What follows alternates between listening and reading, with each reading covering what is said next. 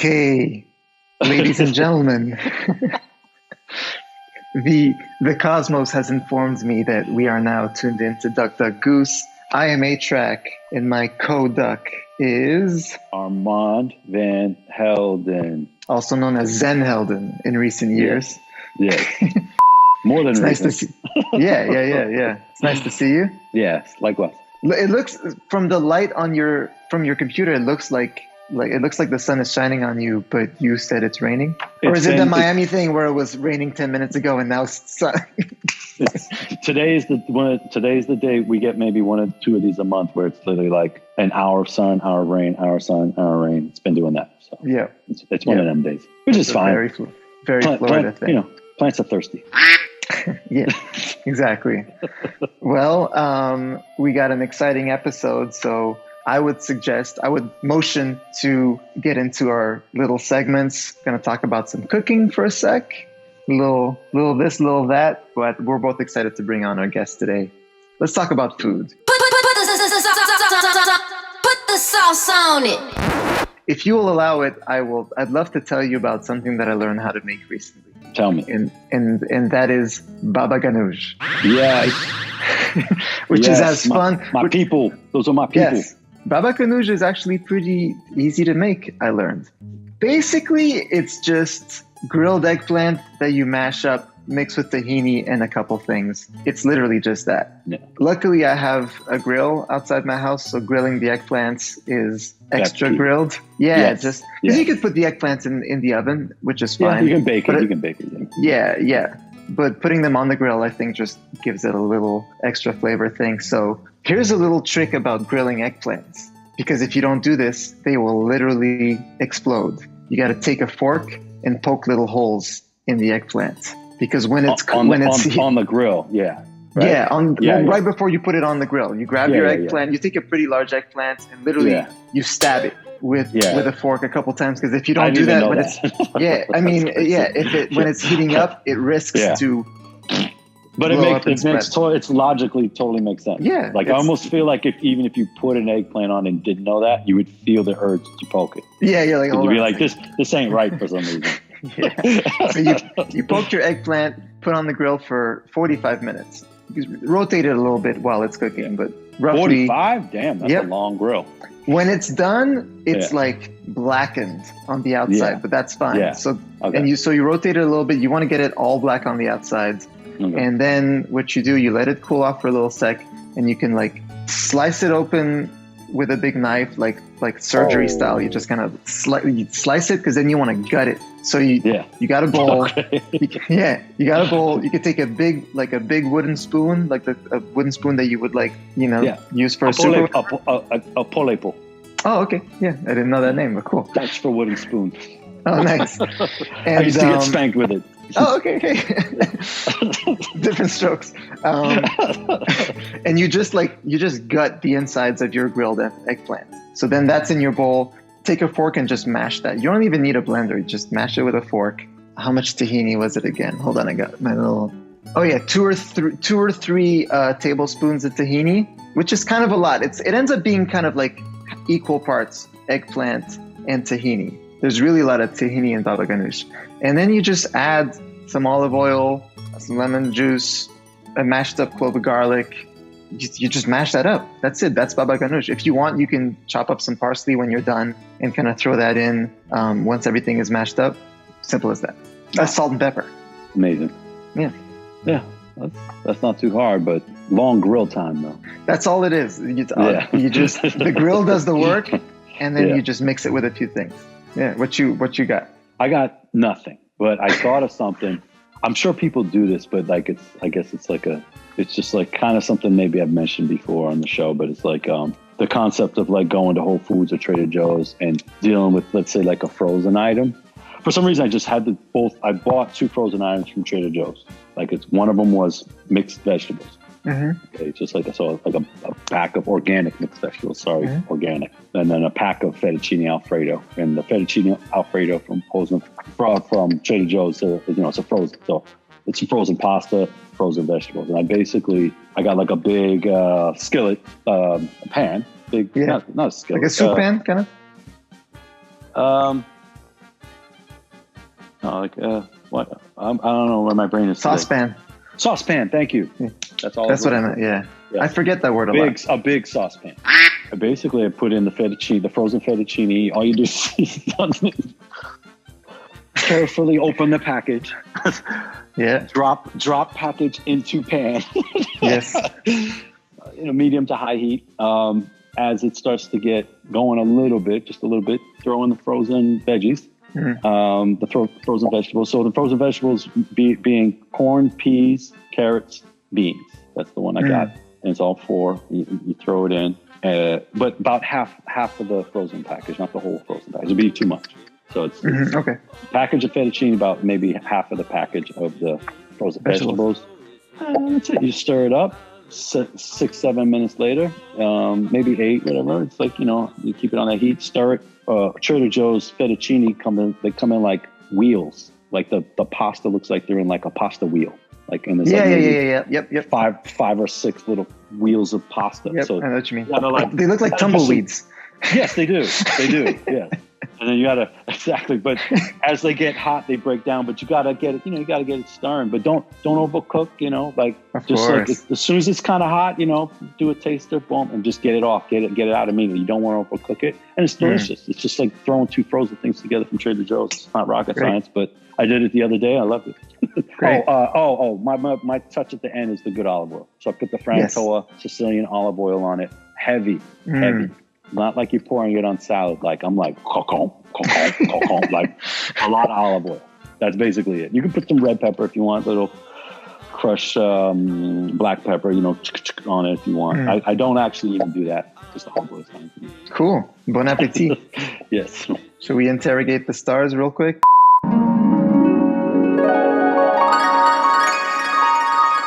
Stars have been in my favor as of late. Supposedly, there are 6 planets in my zodiac sign.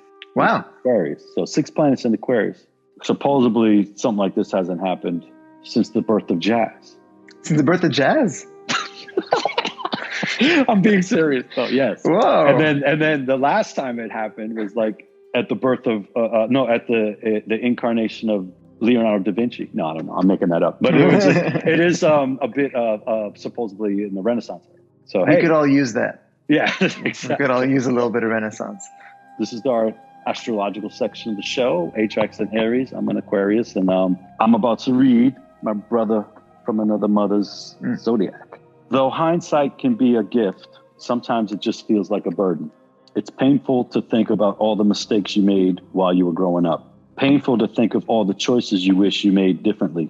This week, though, it is possible to look at your past with a little more softness.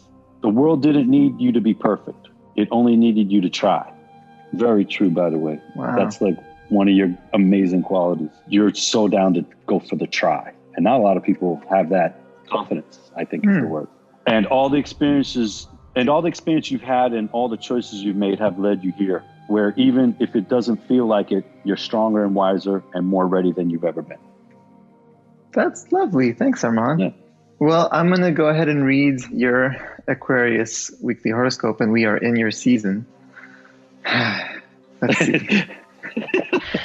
Connection with others can be such a frustrating thing.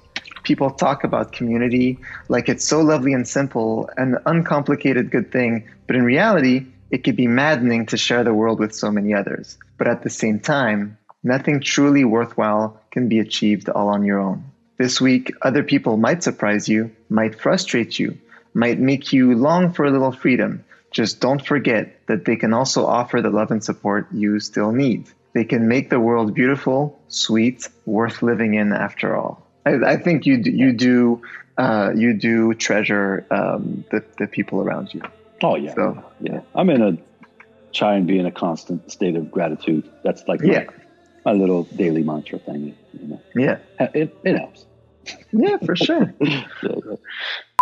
So we've got a great guest today on Duck Duck Goose on this final episode of Duck Duck Goose. Our good friend Busy P, Pedro. Yeah, Pedro. Pedro It's Winter. Pedro from the Daft Punk crew. And the fun thing with him is that we both know him very well, but from different decades, from different eras. Yeah. So it's cool to pass the stories along. You've got the original timeline, and I've got the chapter 2. Let's bring in our cheerful, tall, long-haired captain of the ship friend. Captain of the ship, yes. Very true. All right, let's bring in Pedro.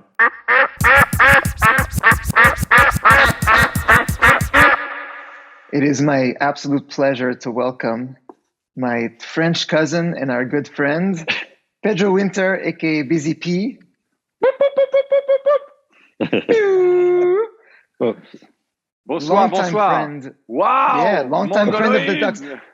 Yes. Armand is Mongoloids. representing. Eh ben, bonsoir. Hello, my friends. Hello. Really happy to catch up with you guys. And as you said, it's been a long time. We know each other, and what makes it even more funny and exciting is that we connected at different times, of course. Yeah. Armand in the past century, to make it very old, and you, Alain, probably at the end, in the end of the 90s, in fact, like it was also the past century. Yeah, I think I the first time I remember really meeting you was like maybe 2005. Okay. But maybe there was some passage before. I'm sure, you know what, without knowing each other, and I know recently you've been digging into your flyers and everything. We did a few shows with Daft Punk in Montreal. Yeah. And of course, there is an age difference between you and us. I will be polite. I will not ask your age, dear a-trak. It's okay. But the little, even if it's 5 years difference, this is where the gap is.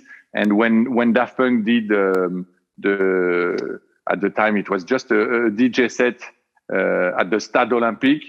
I think Moby was playing, but I think you were also you played, and if my memory is good, it was before the 2000.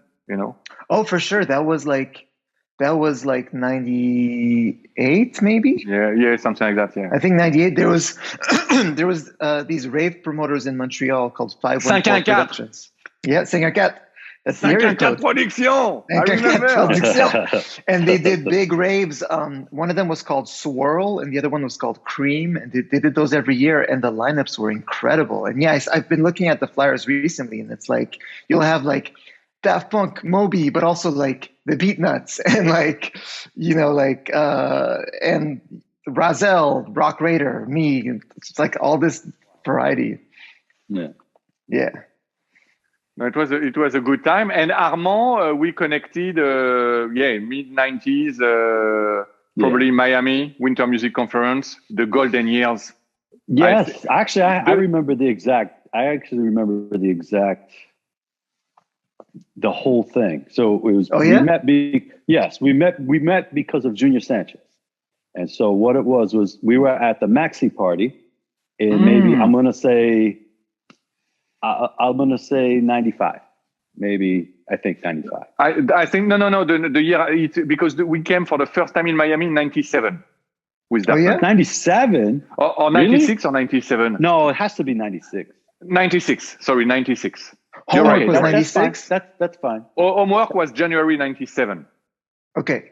So we probably came the year. Yeah. Okay, but we. Okay. Well, I feel it's further back, but it's okay. It's not important. But it was at the Maxi party.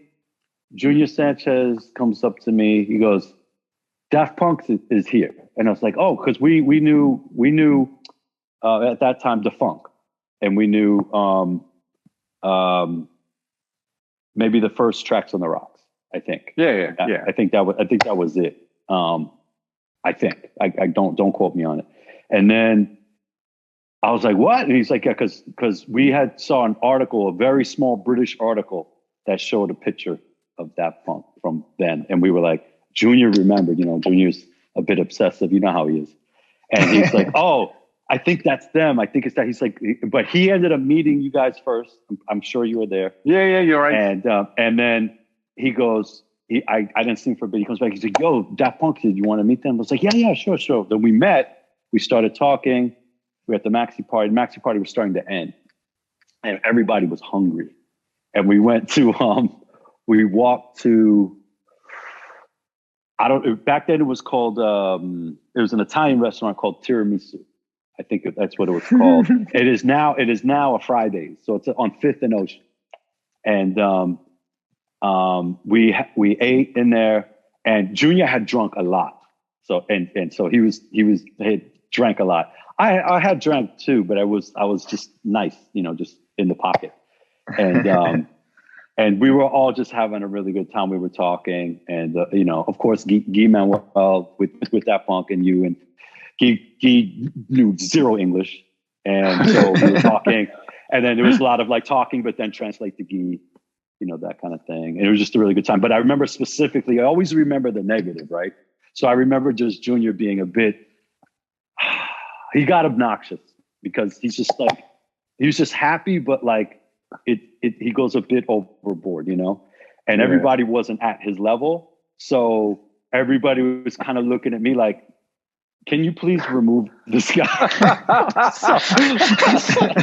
They're like, hey, Junior, this is for you. Giving me the look, like, but all love to Junior, man. I love that guy. He's my boy. That could have been me in the same scenario. You get excited and you have too many drinks. It's normal. But I remember that specific moment. So we were excited too, Armand. But it's funny because so Miami at the time was really important for all of us. This is where, especially for us, European labels or DJs, this is where we were meeting all our heroes, and we were meeting the world, and what was important for the club industry and house music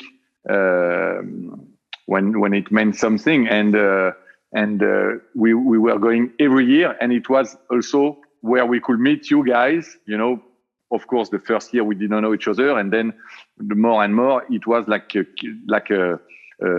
pilgrim, to meet all our friends and to starting to spread, the records. So at the beginning it was the Daft Punk record. Then we came back with Daft Punk. Yeah. Then we came back with Stardust. Then we came back with new Cassius, on and on. And it's true that we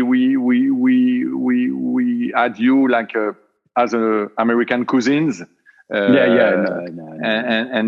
you had your own crew, in the US, and we're starting to be a bigger crew too in France, with Cassius, with Bob Sinclair, with all the French scene at the time, which was and we were excited by each other's side of the ocean, Sure. So we had really, really good souvenirs from this Miami time. And of course, I have to share with you, Armand, that without knowing, you witnessed also the first time I met my brother DJ Mehdi, who Alain know very well. Yeah, in fact, I met Mehdi in 1998 in New York. Yeah, and the Daft Punk was playing a crazy party at Twilo with Romain Tony, François Kevorkian, and Cassius. Yeah, and Cassius brought DJ Mehdi in New York with them after they were recording like a MC Solar record. And I met Mehdi that night, and we all ended up at Armand's place near Central, near Times Square.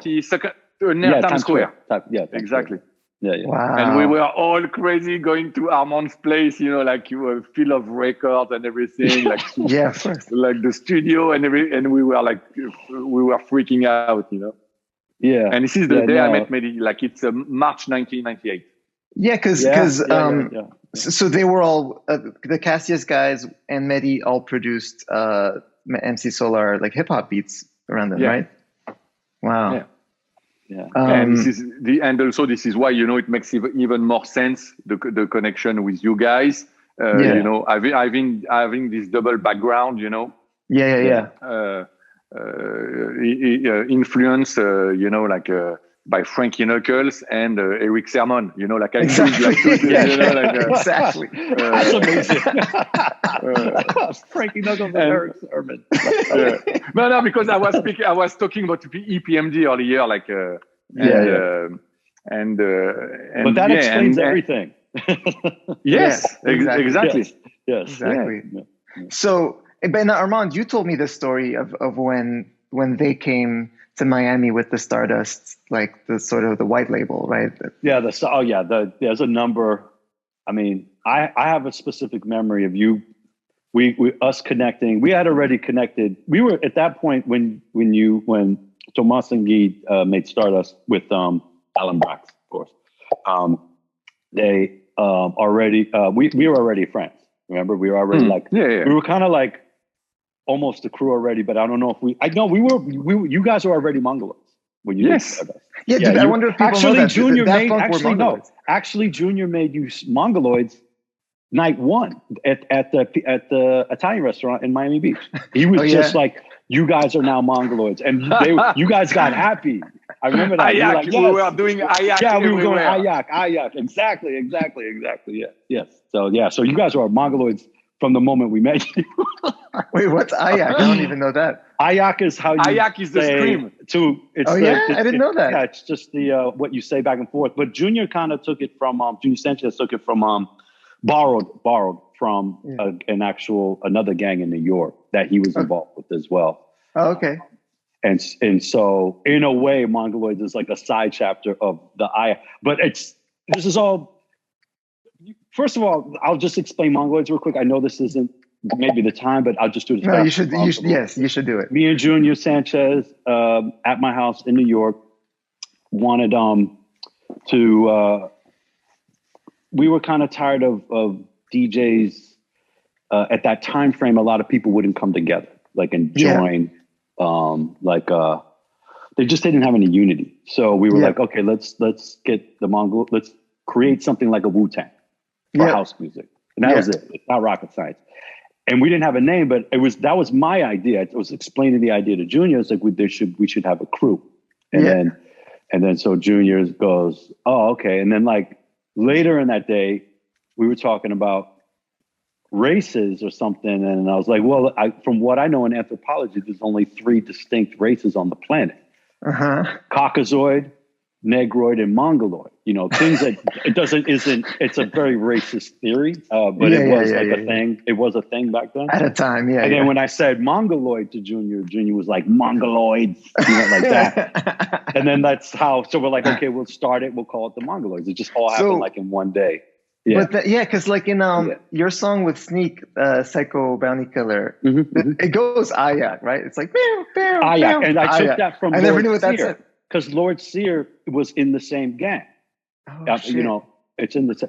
I mean, the name of the gang was Constipated Monkeys. Oh, okay. Yeah, MF Doom was in the Constipated Monkeys. Exactly. KMD in that, Exactly. That's why also Curious George, Subliminal Records had like something Constipated. Wow. Like, it's an odd thing. But anyway, this is way off track. We got Mongoloids. We're good. Let's get back to it. Okay. So, yeah. But that's what happened. So Daft Punk became Mongoloids, and then you guys rolled up and with the Stardust promo at another Maxi party, but this one, you guys were booked. Oh, it was a Maxi and Giant Step. We have to big up Giant Step. But you were booked. You guys, so Daft Punk, Thomas and Guy were booked to spin at it. And you got to understand, I knew them up to this point. We all were literally up Louis Vega's ass. Like we were literally like Louis and Kenny. It was just like they were the top of everything in those years. And we to be asked to DJ or even be in the vicinity of them and their crowd, like that's insanely nerve-wracking. Because it's like you know, like it was just crazy. But they did, you know, Daft Punk did fine. And the best thing that they did is they came out and they started with the Miami Vice theme. The Miami Vice theme, their first song. Yes. Out, Pedro had The helicopter sound. Yes. So Pedro gives me the white label Stardust. I'm like, okay, cool. To me, it's just like, okay, it's just another, like, ripped up, like, like a techno. I don't know what it was. He's just like, yo, this is our new thing, but I'm just holding on to it. I got, you'd already have a stack at that point from other people too. So it was in the stack. And Daft Punk comes on and they start with the Miami Vice theme. And everybody, these are like real house people. Like real heads, and everybody's just looking around at each other. They had no idea what to do with themselves. And I'm literally like, I was in ecstatic joy. I grew up watching Miami Vice. And I was like, the balls alone. It's like nobody understood what was happening, and nobody's moving. People are just looking around each other, and I'm literally like, yes, I'm like, oh, great, because house people were very pure in those days, right? Yeah. So they were very pure. But anyway, they came on, they played it, and that's that story. So Daft Punk went on that. But the second record was Stardust. That's when they started into their house. And then people, exactly. And then people realized, people went crazy. Sneak and Junior were standing together when Stardust got dropped, and that thing. It went from the Miami Vice theme, which is very light and thinny, like 80s light, to like the biggest sound you ever heard in your life on a sound system.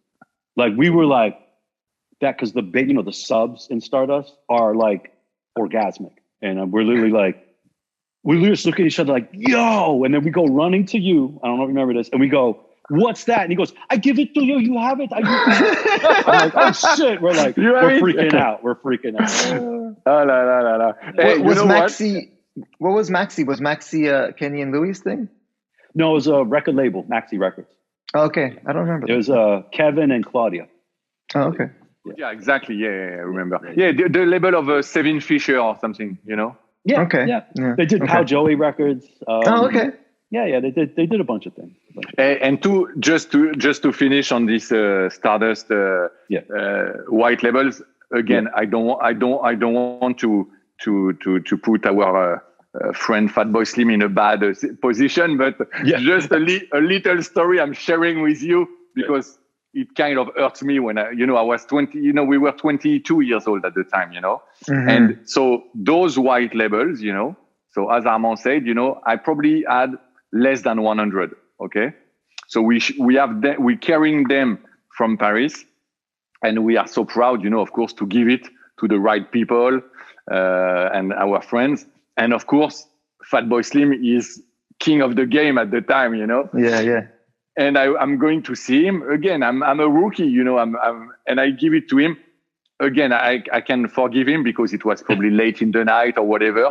Yeah. And he's taking the 12-inch. He doesn't even care or whatever. Yeah. And then maybe 20 minutes later, I'm finding the record on the floor, with a footprint on it.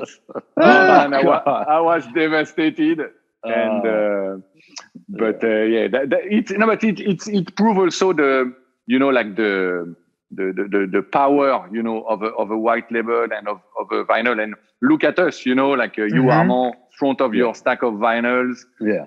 I know, Alain, also you're attached to this for sure thing, and I think this is why I wanted in my office to have all my records up from the I used to have all my records in the basement, and I said no, I want them around me. I want to go back. Sorry, I left for a second the screen because I was trying to look for the Mongoloids vinyl,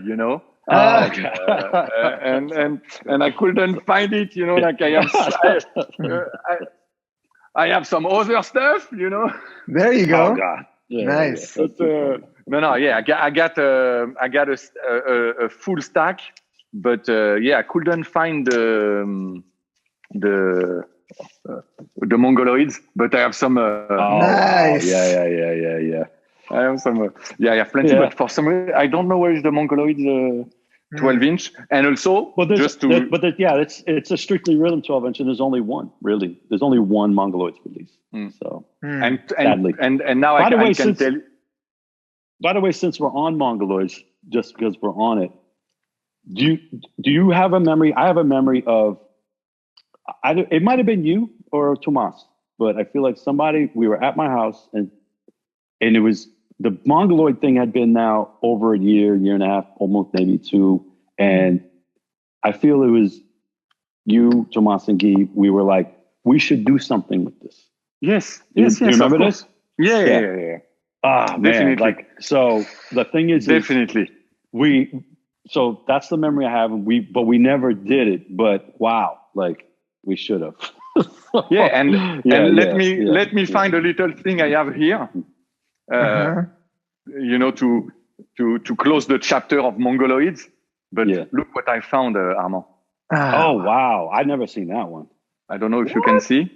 Yeah, I see it. Whoa, what? And look at the lineup. Crazy. And this, you know, when we said like we should do something. When you show me the address. I think I remember this party. What's the address? It was the Tight Artist Management Party. Yes, I have the T-shirt. I have South Beach. I have the T-shirt. So I think this one is probably like 98 or something. Yeah. But the thing is, it's you, Junior, Sneak, Roger Sanchez, Doc Martin, Bear who? Yeah. Oh yeah, Bear who? Yeah. So I think this was Punk, correct. No, not on this one. Right? I think this one was the one the year before. Oh, got it. Okay. Or if that, because the one Daft Punk did. Yeah. I don't know. It's again another little trivia for the connoisseur. Yeah. Daft Punk got the record box of Daft Punk got stolen that night. I don't know if you remember. Wow. Oh, wow. Yes, in Miami. And I think it was, you know, it was the year after in the, not the Fontainebleau, I forgot the name, like a basement of an hotel where I think. The Faina. I forgot the name. I forgot the name. Okay. But anyway, so mongoloids definitely part of this French-American connection. Look, and of course, and then this is the flyer that I sent you the other day for the Montreal party with 514 Cream. Oh, it's Brand Van 3000. Yeah. Wow. Is that David Morales. Yeah, and then I'm like somewhere around here, I think. Wow. In small, but yeah. Wow. And then, so you know what's funny for me is in those years, right? While all these stories that you guys are talking about, 96, not yet, but like 97, 98, I was doing the DMC stuff and scratching. And I started getting booked at raves, even though I was all I cared about was hip hop and scratching. But ravers love scratching. They just watch it and they trip out, right? Like weird, it's like the light shows with the thing with the lights. I think that's how they react to scratching. So I would get booked at these raves, but I was like really not aware of all these house and electronic DJs, legends who were playing at the same events as me, because I didn't care about any other music than hip hop in those years. So my first time going to Miami for Winter Music Conference was 1998, the year of Stardust, I believe. I went there with the X-Men, Executioners, Rock Raider and those guys, Invisible Scratch Pickles. That's when I met Craze, who lived in Miami. And I was doing a couple of scratching shows. And so when, 9 years later, when there was the Daft Punk Alive tour, that was 2007 that the tour went to the US, Pedro, right? Mm-hmm. Yeah, 2007, yes. Yep. So I went to the Coney Island show in New York, and that's when you introduced me to the Robots. That's the first time I met them. Oh. And so I went, I go, it's great to meet you guys. And Thomas looks at me and he says, I remember watching you in Miami in 1988. And that I couldn't it's like my brain exploded. I was like, wait, you knew me? Like in my head, I knew their music for years. And similar thing when I met Sneak around those years. I met Sneak around like maybe 2008. And I went to a show of his in LA. And I was like, man, it's so cool to meet you finally. And he was like, bro, we played shows together in Toronto like 10 years ago. And I was like, what? And I felt I was embarrassed because I felt like I wasn't paying attention when I was a teenager. but it was crazy for me to realize that they remember. Of course, and I even in the mix of like scratch and house and techno, Kid Koala did one of his first show just before Daft Punk in Miami, like probably like 98 or something like that. Well, that's what's cool about that era when I look at it now. And even when I look at the flyers, like the one that we're talking about, it's like there's something about 1997, 98 where like, it's funny, like I think we tend to think that the genres used to be very separated, but in those years, there was a few events where people from really different scenes were playing the same shows. And like, I almost forgot for a little while. Like I would think back and sort of have the impression that everything used to be really separated. But yeah, you could see a Ninja Tune type thing like Kid Koala. And there was a few rap groups that would play raves. Farside played every rave. It wasn't, to be honest, I don't, again, it also depends of your point of view, from one continent to another. But for us in Europe, it wasn't that much the case. And it was really, you were either like a techno head or a hip hop head. Yeah. And this is what makes us, different, because we were able to go to be 100% in DJ Premiere at the same time, getting hit by Dave Clark and getting crazy, and also once again, I don't want to speak for hours about Daft Punk, but shout out to them because they kind of open the boundaries for everybody. When you listen to their essential mix, there is a disco, then there is like Surgeon, which is like a pure techno, and they were mixing both without playing. Yeah, exactly. And they break the boundaries.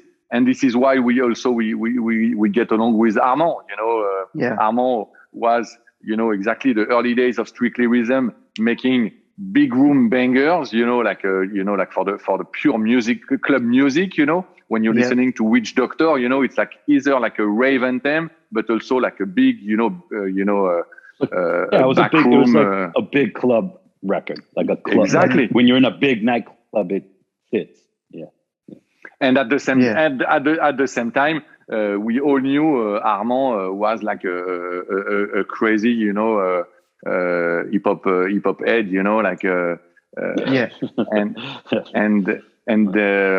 and for us French people, it was what we were looking for, It's all the line. Hip hop is the line that connects us all, actually.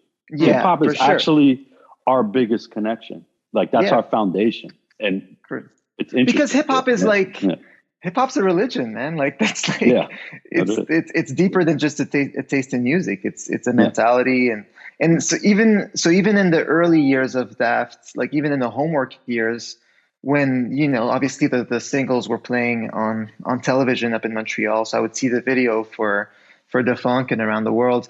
And in that time, like I mentioned, I was really just listening to hip hop, but I remember liking them because the way that they chopped up samples. They were using a sampler. I didn't know the specifics. I didn't know technically what machines they used. Maybe back then I didn't know, but it hit my ear in a way that I liked, where I was like, this feels like my language, kind of. Like them and Basement Jacks, I could understand it.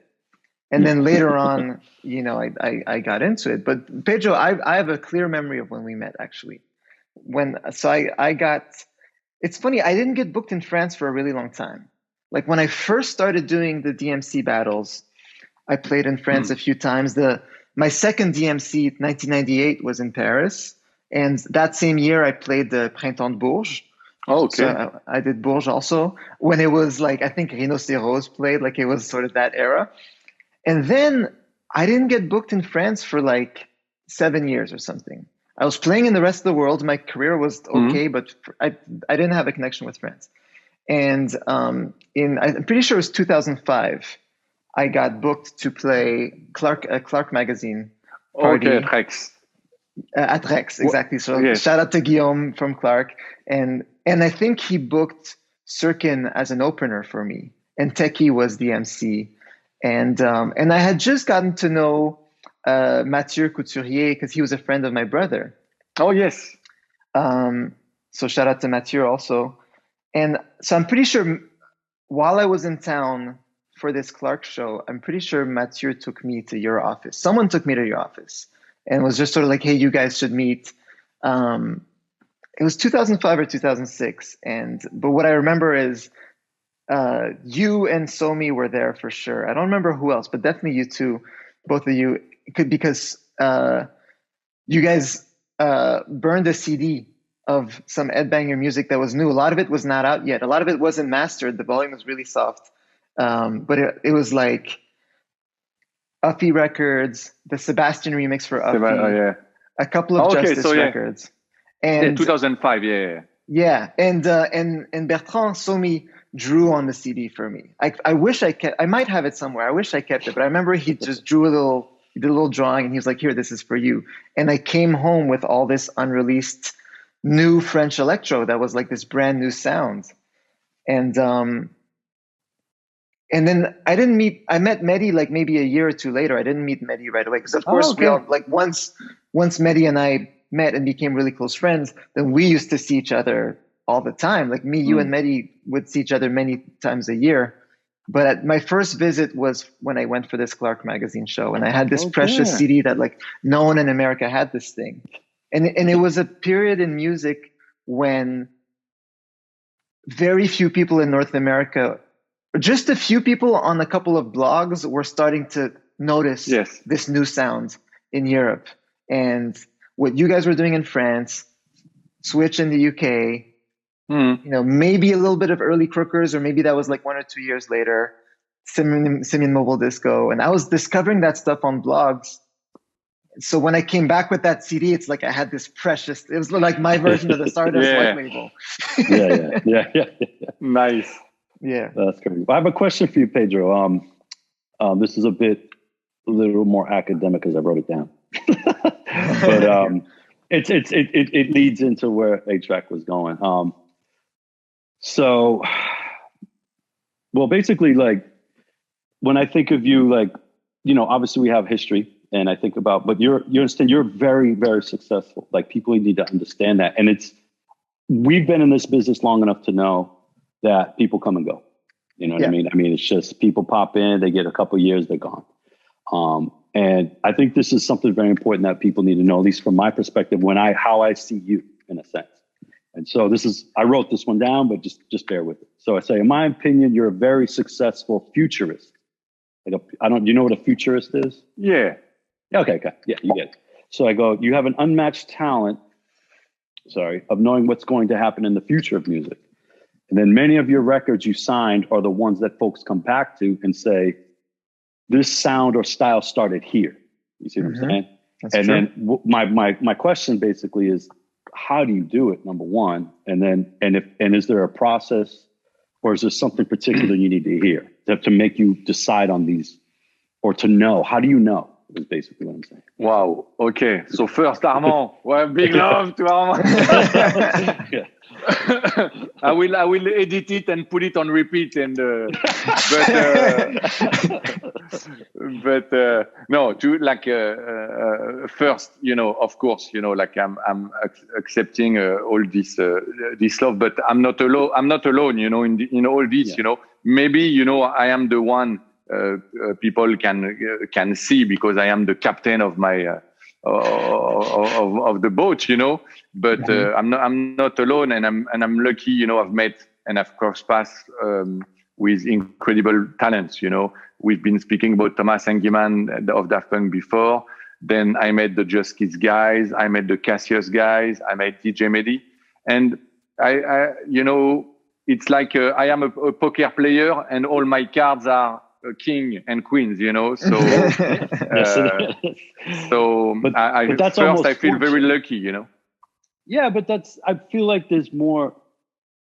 You have something. You must have something that you go. No, but there is, of course. No, but there is something that you go. You know, there's 10 things, and then you go, that's one. Yeah. And why, why Pedro, that one? you received a demo from Sebastian, right? And you heard that and you thought, this is interesting. Not everyone can notice that. It's crazy again, Alain. You're choosing Sebastian because there is something maybe few people don't know, and maybe you don't know. But Sebastian came to see me with a hip hop project. And in fact, Sebastian came to, he knocked the door of this office, like in 2005 or something. And he came with an American MC. They knocked my door and say, "Oh, Pedro, we know you love hip hop. Can we play you some tracks?" And I say, "Yeah, play me some tracks." And they played me, honestly, like a crazy copycat of Timbaland and M-Tunes, which I love, they are some of my favorite producers. And at the end, I told them, yeah, it's cool. It's super well done. I was impressed with the production, but I told them, how can you compete with Neptunes or Timbaland? And it's super well produced, but it's a bit of waste of time, and it's a déjà vu, So they were a bit sad, but Sebastian, just before hitting the road, gave me another CD and said, "Oh, I'm also making electronic music on my when I have time." Yeah. And I said, "Okay, sit down." And I played, and of course, this is where I listened to Smoking Kills and some other tracks, and I told him, "Wow." And this, I wanted, and especially the character of Sebastian, like really dark, really, really shy, the opposite of me, and also different from Mehdi or Justice. And I told him, okay, that's interesting. Play me more. And the next day, I think he sent me like a medley. He didn't send me one track. He sent me like a 10 minutes with 20 beats on it. Yeah. And I choose some of them I wanted to release on the label, and we started like that. And today, honestly, Sebastian, for the viewer here, some of them might don't know him, but he's definitely one of the genius I met in my life. Yeah, no, that's what I didn't know the exact story, but I remember there's a story that there was a Sebastian demo. I remember just that this is a demo. In other words, like this is not like, it's not a friend who told you, "Hey, check this guy out." That this was genuinely like a demo that you heard. Because to me, Sebastian is like the architect of a sound that lasted many years, right? Like it's kind of yes. And you heard something there. Yeah, I've heard something, and also something that again connects us for me. And I know it can sound weird when you're listening to his music, but he was like a DJ premier of electro. Yeah. The way he chopped stuff, and also he was producing hip hop before producing electronic music. Yeah. So he had a groove. He had something different. And this is why also he is one of the favorite artists on the label, for the people, We interviewed the DJ Premier on our podcast also, which was cool because even him, people think of him as just a hip hop guy, and he spoke to us about all the different styles of music that he listens to. And we also interviewed David Guetta, who talked about when you were a young promoter. Yes, yeah. So I wanted to ask you a little bit of history, Pedro, because a lot of people know that you were managing Daft Punk when you were very young. But before that, am I correct in saying that the adventure started with you being a club promoter in the beginning? Yeah, this is where it all started. In fact, I was really a club kid. I was going out, Friday and Saturday in Pigalle, a club nearby called Folies Pigalle, exactly. And it was, like 95, something like that. I was a bit fed up of a rave at the time.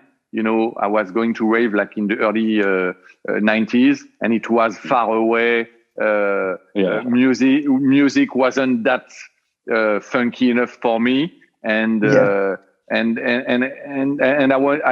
wasn't wasted enough. So one day I realized that, and I discovered club music, and I discovered Laurent Garnier a-trak, and I discovered also this more houseful and garage music. And this is where my devotion for Kenny Dope and Louis Vega started, 94, something like that. I can get no sleep, like for me, if there is one record house record I will cherish all my life. Yeah. I can get no sleep. And I decided I wanted to go clubbing that way. So I was going out a lot, and I became friends with the promoters, and they liked the energy. And one day they told me, "Oh, Pedro, why don't you do your own night?"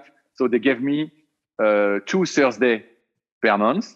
Yeah. Okay. And I did parties there, and I booked Dimitri from Paris, DJ Gregory, Daft Punk. It was like really like the new kids, from Paris. And even though Dimitri is older than us, but it was like something, and quickly, David Guetta was running. David Guetta at the time, he was really the king of Paris nightlife. He ran Queen, right? Queen? Yeah, he was doing Queen, Bataclan, and then he moved to, which is the craziest club ever in Paris, called Le Palace, which is for our American friends, is the Studio 54, the Paris Studio 54, let's say. Yeah. So he became promoter there, and he was booking Frankie Knuckles, David Morales, Louis Vega, Kenny Do. It was like insane, He brought Pete Tong, it was like really a big deal for us at the time. And I received a call. I'm 20 years old or 19 years old. Oh, hello, Pedro. I'm David Guetta.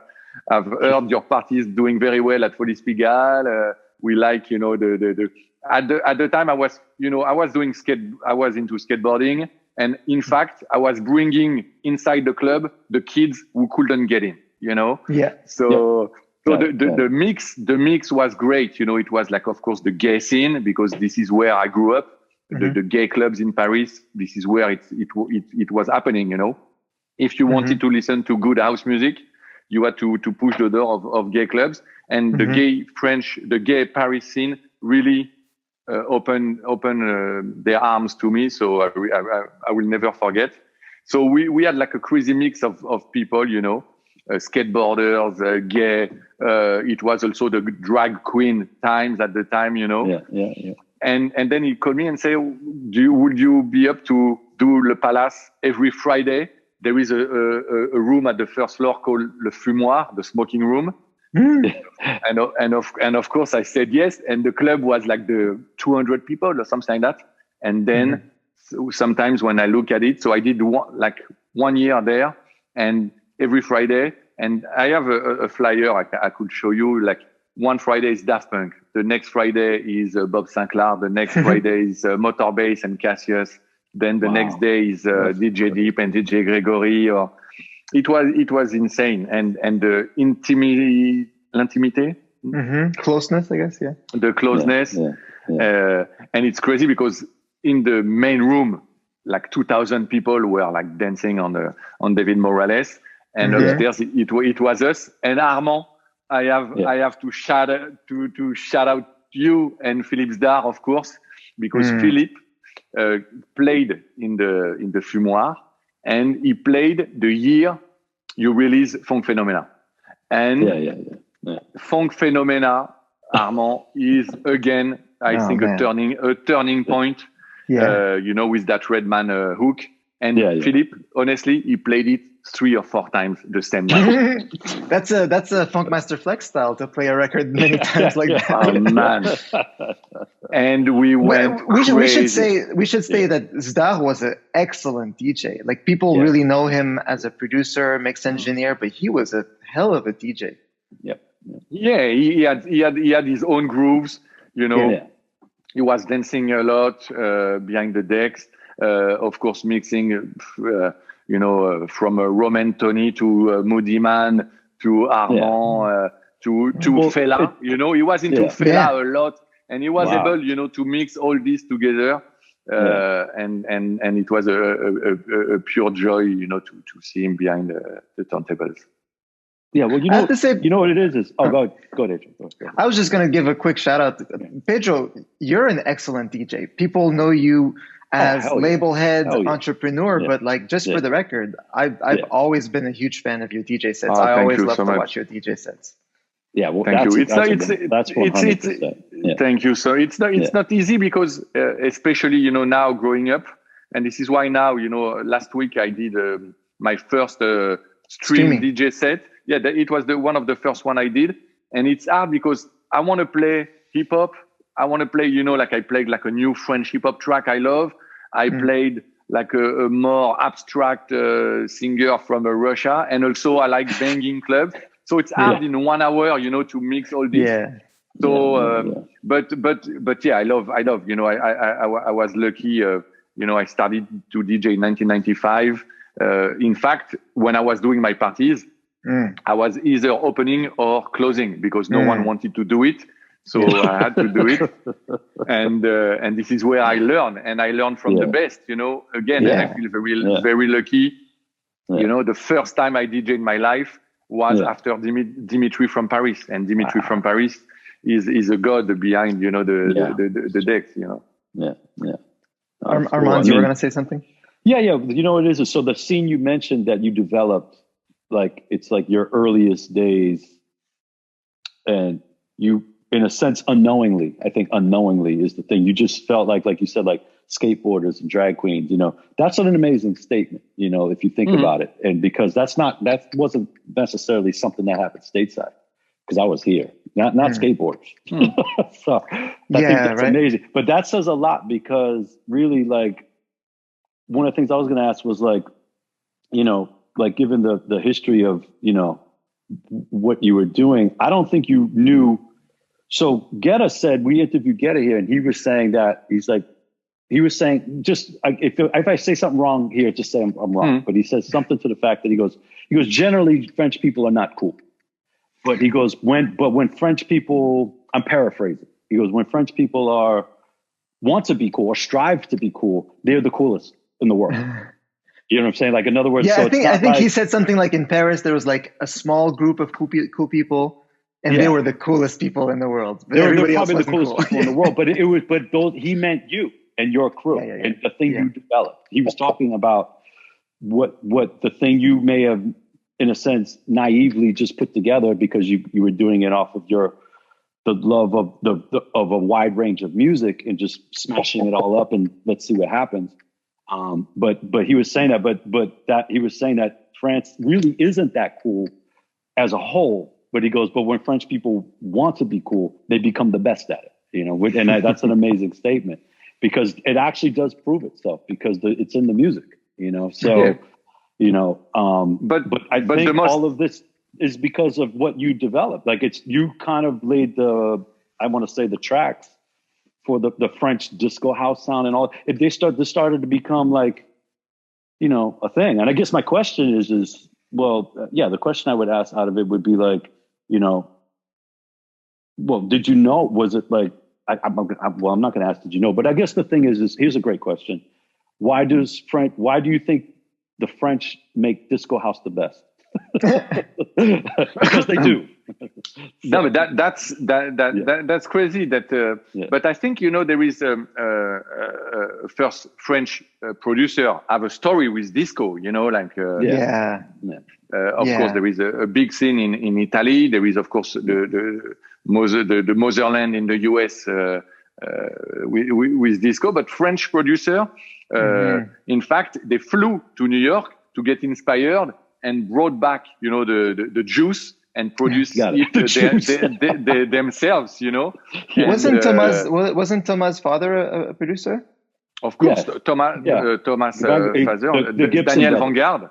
Yeah, Gibson Brothers. He did the Gibson Brothers. Yeah. Ottawa. Yeah.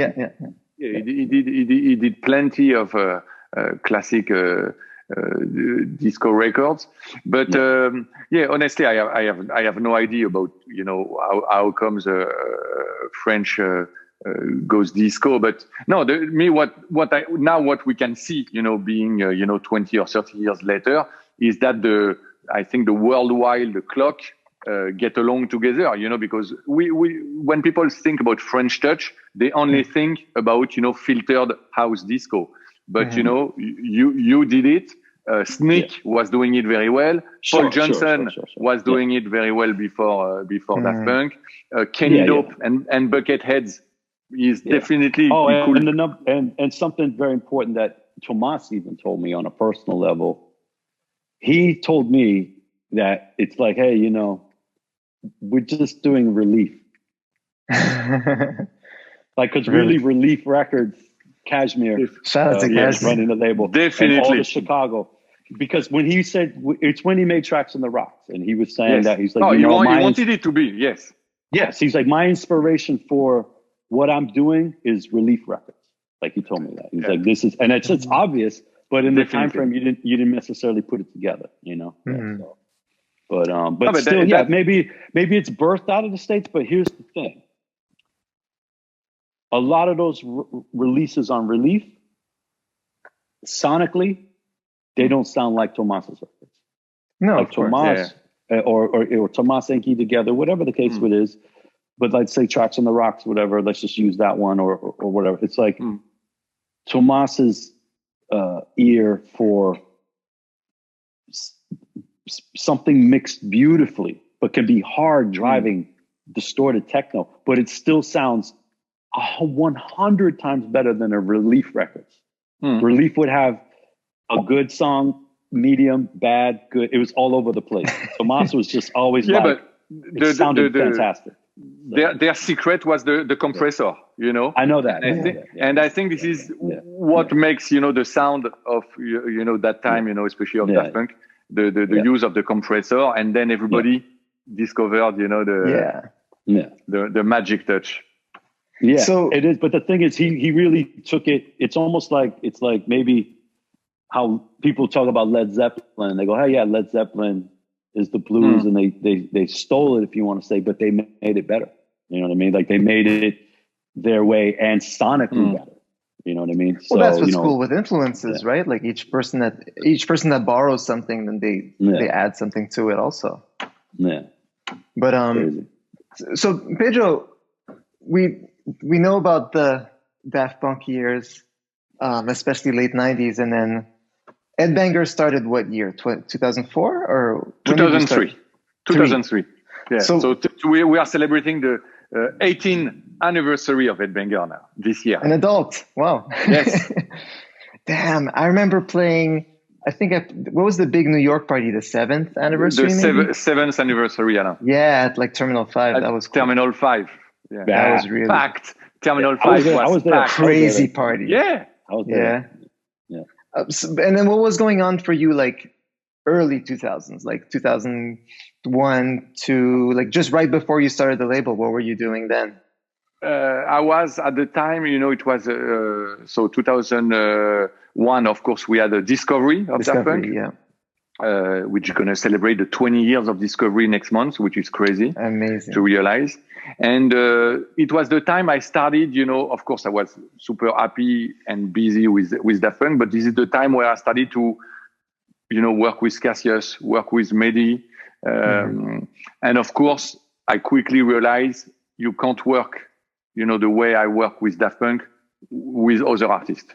So I quickly realized I couldn't be like what people have in mind, like a manager, you know. My role with Daft Punk was very specific, and the job I did with Cassius or Mehdi was also a different thing. Yeah. So at the time I was working a lot for different artists and who are my friends, and then we moved to, you know, like 2003, 2004, and then you realize the French touch sound is going a bit down. You know, there is a lot of attention, you know, from the big majors, but a lot of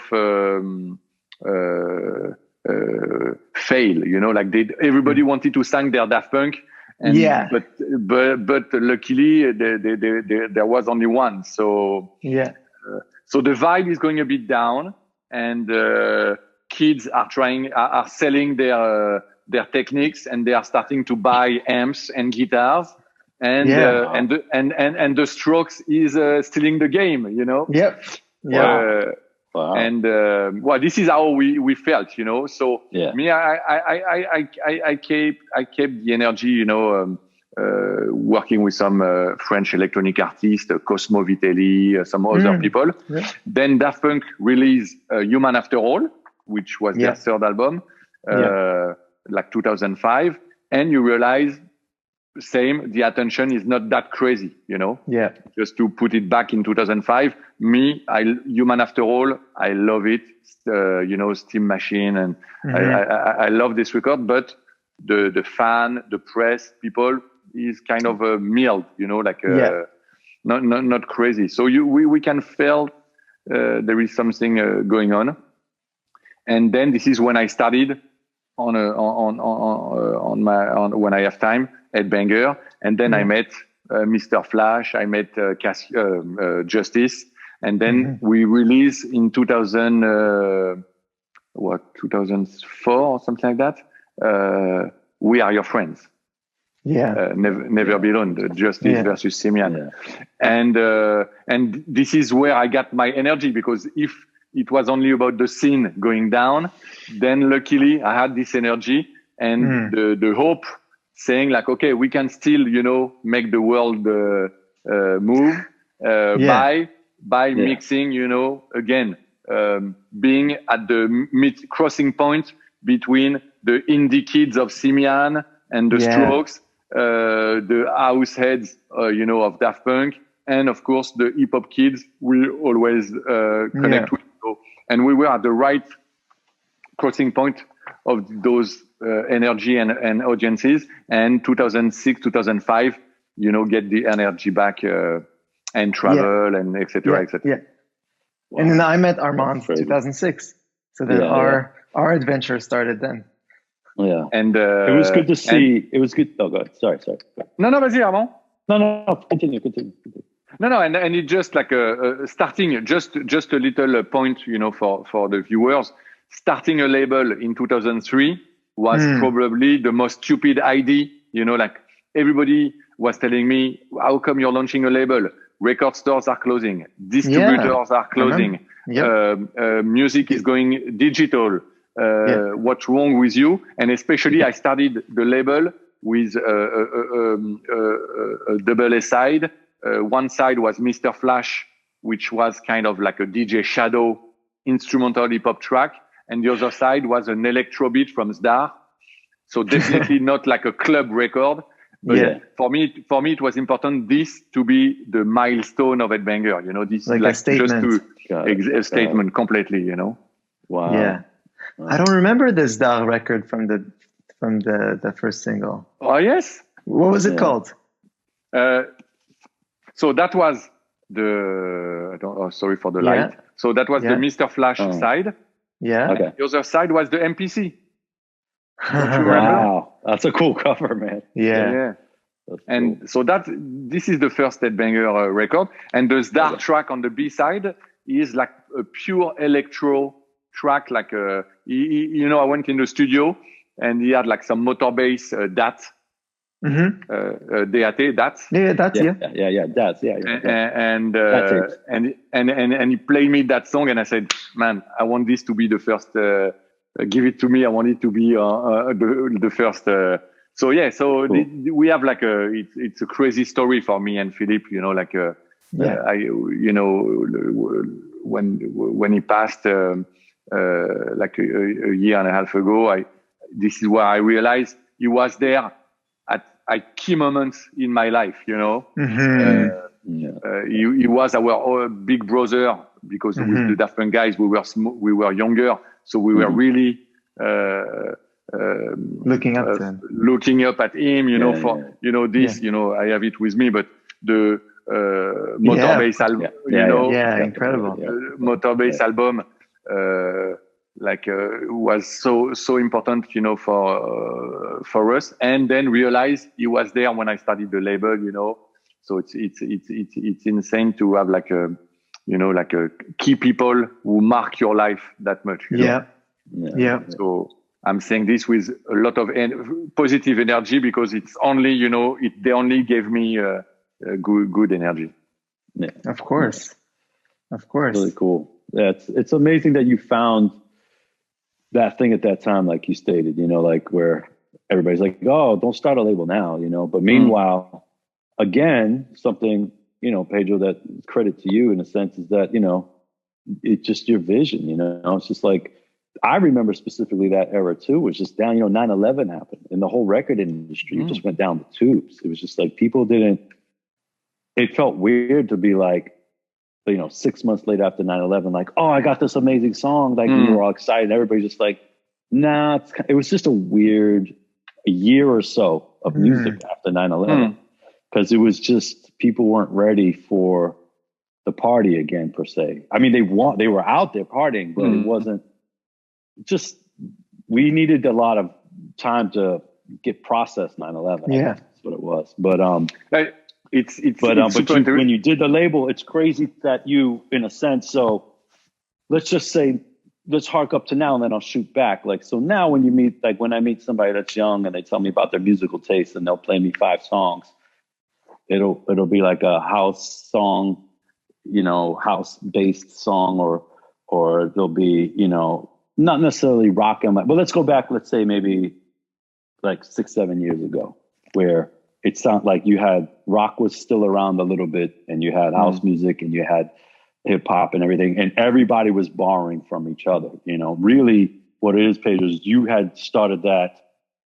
To me, the idea of that, like the idea of like, oh, we can make club music, but adding metal guitars is okay. It's okay.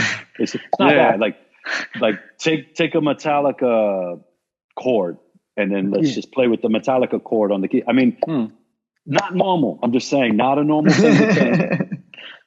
Not a lot of people would have did it. It took a person like yourself. I was there. I watched these records come and go. I would get them. I'd be like, okay. I'd be like, Pedro's on some crazy shit. But I'd be like, but I didn't know. I didn't see what you saw. I didn't know that Daft Punk jumping on certain people, combining. I'm going to say the word EDM, but EDM didn't exist, so I'm going to say dance music. But the idea of a rock sound and a dance sound was a crazy idea in those years. It just, Electroclash was starting to happen, but Electroclash was still a little different. Pedro and his team, like with Justice and everything, they were literally doing rock. Like it was mainly like a rock song, but underneath it's like a 909, So, you know what I mean? It's like, it just was crazy. No, but the because of you is the reason why, to me, was the Renaissance happened after this. When you started it with what you did, I'm kind of hovering on the fringe. I didn't live it like you were immersed in it. I was like probably a poser. But the thing is like, I'm seeing it and I'm like, I'm enjoying it. And I think it's cool, but I'm not living it. So I'm kind of posing. Yeah. But basically like what you did was you made simply this because, a-trak has had the story. You made Coachella come to house music. So you took indie rock and house and you did this. And I think it's you. If I honestly think anybody, it's you and, Daft Punk in the early stuff like Simi and stuff like that. But it's really because of your guys' the French vision on this is the reason why all kids now can go, oh, we went through this amazing renaissance of music from, let's say, 2006 to 2012, let's say, right? And that was some of the most amazing indie rock that came out and house combined. And then Guetta comes and does Sexy Bitch. And now rap wants house music and bit. And it's like, but it's because of you. In my opinion. So. No, it's crazy, but it just the most important is to try to me. I'm not trying to win. I'm just trying to do. What makes me happy. It's exactly the feeling you have. What's wrong with those guys. Putting out like a heavy metal disco. And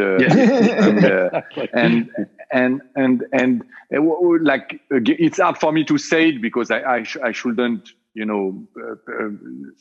put a word on it, but my biggest influence are the Beastie Boys, and what they did with the hip hop, I want us to be what we are doing with electronic music, you know what I mean? Yeah. And it's not only my responsibility, but all of us, I think the thing, when I'm talking about, the Beastie Boys of electronic, that include, Errol Alkan, Solwax, James Murphy, I think we had this little, this rock and roll twist that needed, electronic music to become what it is, as you said, going into Coachella, being, being a music that then kids can relate to, even though, I'm not dissing electronic music, but, to grow up, it needed, a new, a new generation, like a new chapter. Without, again, with total respect, to the ancestors of Detroit and Chicago, and we've been saying it enough, to show our respect to the American scene. But of course, it was important, to do it ourselves, Yeah. To the point where I think when your scene started doing parties, people started dancing differently. It's literally the crowd was jumping. It was a new thing when there was an headbanger party. They were jumping like it was a rock show. And I remember when that started coming to North America, it was a surprise to a lot of people because people were like, "There's a DJ on stage, but the crowd looks they're at a rock show. This is different." Yes. But you can see, I totally agree, and I've seen this. But also, you can also read this a bit differently. We made people who don't dance, who used not to dance, we took the rockers. So this is their way to dance, But, for me, this is more what we did. We took, the rockers shake their ass. And same, we took we took the hip hop heads getting crazy and stage dive, and then you realize when you go to a Travis Scott concert today, the crowd looks like a Justice concert, that's it's all about energy, the three of us, we spend a lot of time in clubs. Of course, there is nothing more beautiful than a dark room with a fat sound system, a disco ball, and people dancing, kissing, do whatever they want into, getting together at the same, beat. This is the magic of nightclubbing and of our culture. But it was also fun for us to break the rules and go inside of clubs and then kick the party and people getting wild, and jumping all around. It was also funny, Yeah.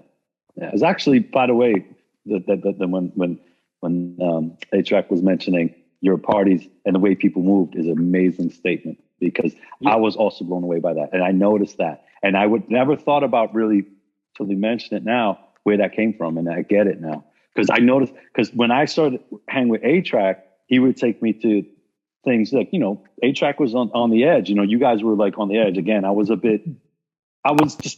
always like, I always put myself in the has-been box. So, I was like, I'm the has-been box.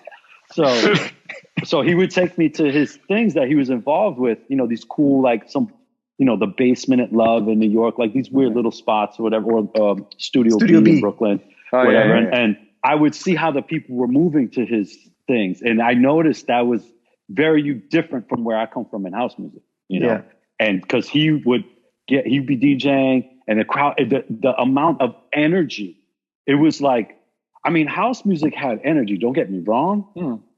People would chant like, do bird calls and go ahead and go get it, girl. And, it was energy, but this thing was like, it was like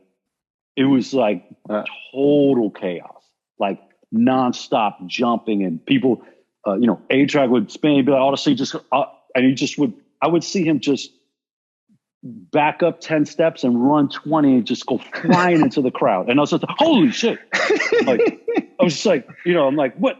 Whoa. And I'm like, and he's just like, everybody's holding. I was like, oh my God. Like, yes, it was different. But it's the energy was insane. It was insane in those days. So crazy. And there is also I have to No, it's all good. It's all good.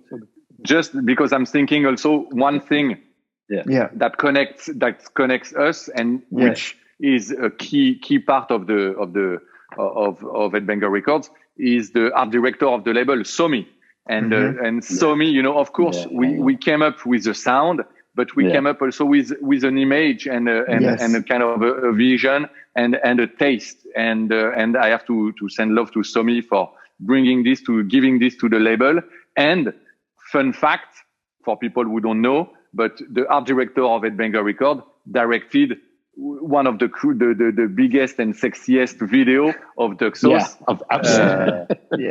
Barbara Streisand, you know. Thank you for allowing us to borrow him for a video. Yes, exactly. Thank you for lending him to us. Yeah. No, but speaking of that, Pedro, too, I'd like to ask you.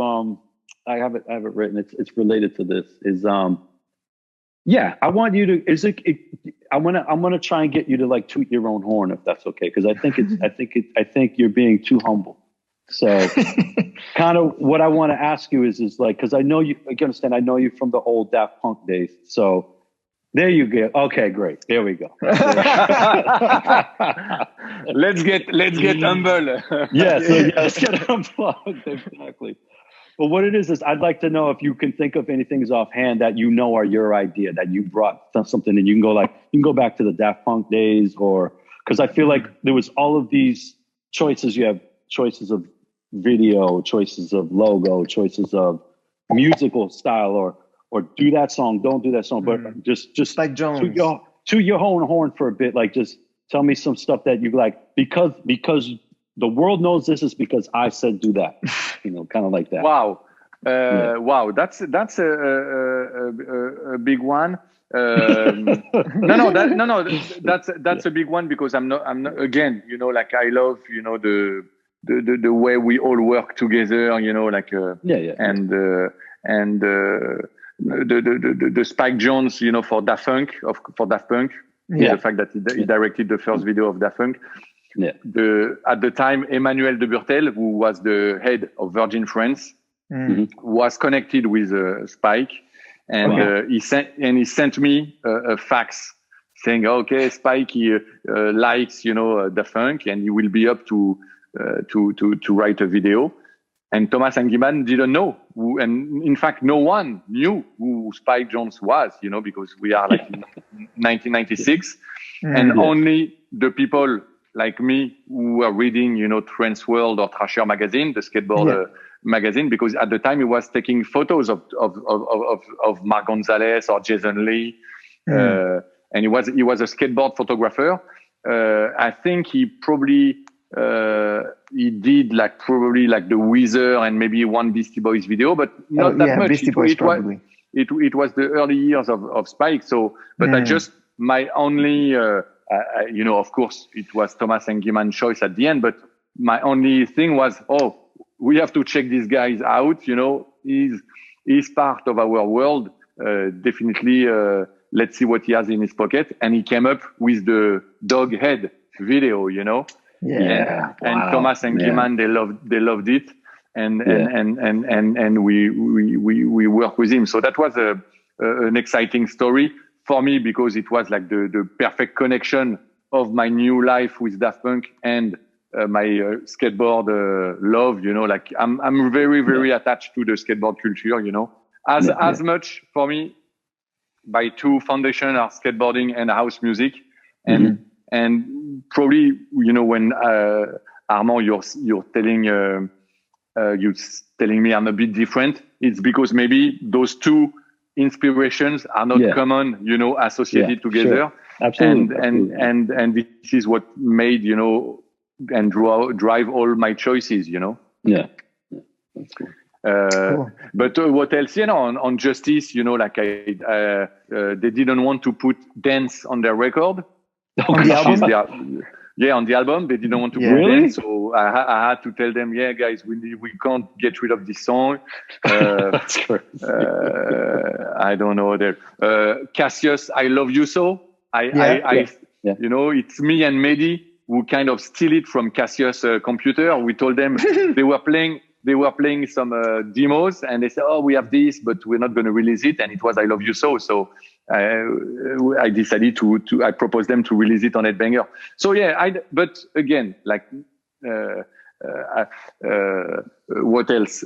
Daft Punk Coachella 2006. You know, at the that's time, a big one.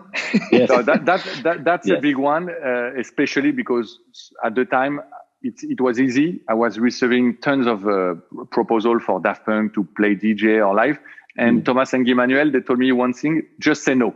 So my job was to say no to everybody. I was saying no to Janet Jackson, saying no to George Michael, saying no to Björk, saying no to Madonna. Wow. Yeah, it was. I'm a good diplomat. I'm good at diplomacy. Wow. Yes, you are. I was saying no with a smile, but but one day, instead of replying automatically, you know, "Oh, thank you for your proposal, but Daft Punk I'm not doing right now." Mm-hmm. I read the email a few times, and it was a proposal to play Coachella 2006. I think the proposal was something like $300,000, which can sound ridiculous today, you know, when you think of Daft Punk. Yeah, but sure. when I read the numbers, I was like, wow, $300,000 for a Daft Punk show. I said, okay. And then I read Coachella. And again, Coachella for me rings the bell because I'm an indie kid. I'm a big fan of Pearl Jam and the Beastie Boys. And I was like, whoa, those guys did Coachella. So the festivals mean something. It was still the beginning, you know, of Coachella. You know, it was like the fifth or sixth edition of Coachella. So it wasn't as big as today. So I decided to call Thomas and Guiman, and I said, let's come to the office. I have like receive an offer that it's pretty different from the others, you know. So they came to the office and look at the numbers, look at the festival. And for some reason, they had something in their head, the both of them. And they told me to, okay, for once, don't say no. Let's think about it. And they came back a few days later with a crazy master plan. Let's accept the offer. Let's take the $300,000 and let's put 100% of the fee into the production. And they came up with the pyramid. And let me tell you that it changed everything for them, for Coachella, for me, for it was insane. You know, people knows the images of the pyramid, but it was definitely a magical moment. And so sometimes what I say, it's worth not to reply quickly. Read your email twice. Sleep on it. Okay. Cool. Well, voilà. Pedro, I don't want to take up too much of your time. I'm gonna back home. You good, a-trak? Yeah, hold on, my phone connected. I was just gonna say, don't want to take up too much of your time, but this is great. Yeah, it's fantastic, amazing, actually. Cool. What do you have over it? Oh, what? Wow. Wow. That is amazing. Of course you saved it for that. I don't even know when this is from. What is that thing? It's crazy. You know what? It's all glossy, high gloss. Oh, wow. Wow. Barbara Streisand. Wow. Okay. It's crazy. It's in fact, you know what? It's just a fun fact. Alex, a guy who was working with me at Headbanger. I told him I was having a chat with you guys tonight, and he was in the US. I don't know, 10 years ago, and he had a student job at a festival. He had to give this to the crowd. Yes, and it was a festival with you guys. He told me Loonies, Major Lazer, a big festival in LA. And he kept those, and he brought it to today. So shout out, Alex. Thank you. Shout out, Alex. Yeah. No, that's funny. Cool. No, it was amazing to talk with you guys, bringing all those great memories. and for people again, me, I like to give positive messages to the younger crowd. Believe in what you do. Try to do things differently. Mix things that doesn't match together. Yes. Number one thing, yeah. Number one. You know, thing. and of course, you know, we are very lucky, but have fun as much as you can. You know, life is short, and when you think too much, when it's becoming, too complicated, it's not good. You know, you have to enjoy what you're doing and believe, and and again mix things together. Yeah. Yes. Alchemy. Pedro. Yes. Cool. Thank Great you. to have you, man. Thank you for having me. Voilà. Let's listen to some music. Oh yes. Yes. You know, Nice. next time. You're no next good. time. You're no good. Yeah. Next time we'll dig into all those records. Yeah. Oh, word. Wow. I just got I started using an SP1200 a few months ago. Wow. Yeah. It's fun. Is that the J Dilla box set? Yeah, the J Dilla Nice, box. nice. Yeah, but because again, you know, we could speak about thousands of stuff. We could talk for hours. We could talk for hours. But J Dilla, you know, forever in our hearts. But in Miami, you know, I met J Dilla in Miami again. Winter Music Conference. Yes, Winter Music Conference.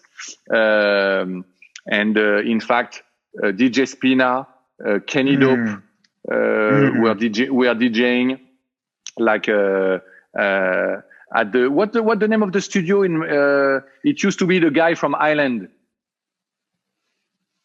and I don't know. Island Records. Yes, I don't know. and I don't know. he used to. I forgot the name. It was in a hotel, and the studio was in the back of the hotel. Oh, okay. Marlin Hotel. Marlin. Yeah, the Marlin. Yeah. And I met J Dilla. Chris Blackwell. Chris Blackwell. Yes, Marlin? exactly. Yeah. And Marlin and We're and old, Kenny but we Dope, remember. Yeah. Spina at the party, and I met J Dilla, and this is at the time when I've asked him to do a remix of Daft Punk. Yeah. So this is another chapter. We'll speak about it in chapter 2 if we have 10,000 likes on this video. All right. Oh man, great to see you, Pedro, for sure. Thank you, Super love to you, Thank man. you, Super Alain. love. For sure. Yes. And let's see you in the next 20 years. The party continues. Absolutely. All right. Peace. Ciao. Cool. All right.